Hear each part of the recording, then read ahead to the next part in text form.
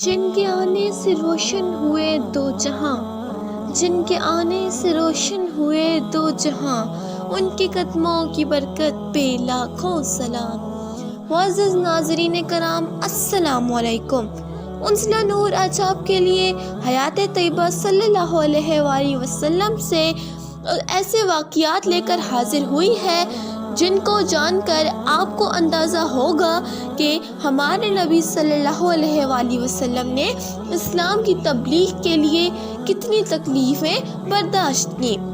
یہ بات ہے اس زمانے کی جب اللہ تعالیٰ نے چھپ چھپ کر عبادت کرنے والوں کو کھلے عام نماز پڑھنے کا حکم دیا اور آپ صلی اللہ علیہ وآلہ وسلم کو اسلام کی اعلانیہ تبلیغ کا حکم دیا۔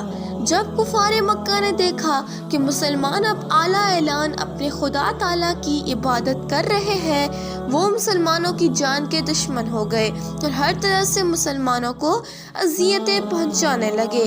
تکلیفات پہنچانے کا ایک واقعہ اس وقت پیش آیا جب آپ صلی اللہ علیہ وآلہ وسلم مسجد الحرام میں نماز ادا فرما رہے تھے۔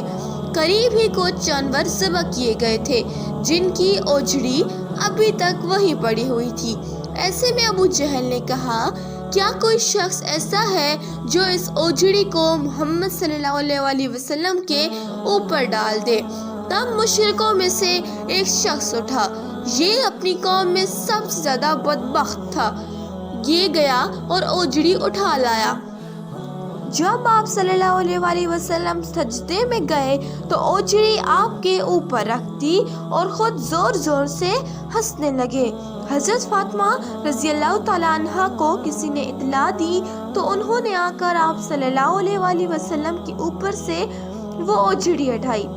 ساتھیوں، یہاں پر میں آپ سے گزارش کرتی ہوں کہ اگر ابھی تک آپ نے میرے چینل کو سبسکرائب نہیں کیا تو میرے چینل کو سبسکرائب کیجئے اور اگر میری ویڈیو پسند آئے تو اسے لائک ضرور کیجیے گا۔ ابو لہب بھی حضور اکرم صلی اللہ علیہ وآلہ وسلم کی ایذا رسانی میں آگے آگے تھا۔ وہ آپ صلی اللہ علیہ وآلہ وسلم کو برا بھلا کہتا، دین کی تبلیغ میں رکاوٹیں ڈالتا۔ اس کی بیوی ام جمیل جنگل سے کانٹے دار لکڑیاں کاٹ کر لاتی اور نبی کریم کے راستے میں بچھاتی۔ اعلان نبوت سے پہلے رسول اکرم صلی اللہ علیہ وآلہ وسلم کی دو بیٹیاں حضرت رقیہ اور حضرت ام کلثوم ابو لہب کے دو بیٹوں کے نکاح میں تھیں، لیکن ابو لہب نے اپنی دشمنی اور نبی کریم صلی اللہ علیہ وآلہ وسلم کو تکلیف پہنچانے کے لیے دونوں کو طلاق کروا دی۔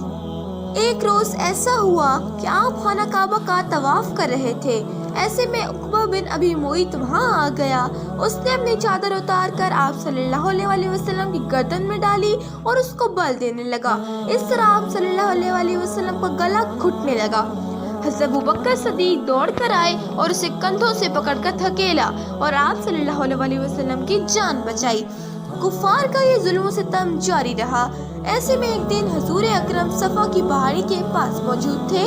ابو جہل وہاں سے گزرا تو آپ صلی اللہ علیہ وآلہ وسلم کو گالیاں دینے لگا اور سر پر مٹی بھی ڈالی، مگر آپ نے صبر و تحمل کا مظاہرہ کیا اور کچھ بھی نہ کہا۔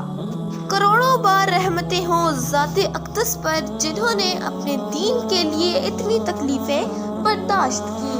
وہ عرش کا چراغ ہے، میں ان کے قدموں کی دھول ہوں۔ اے زندگی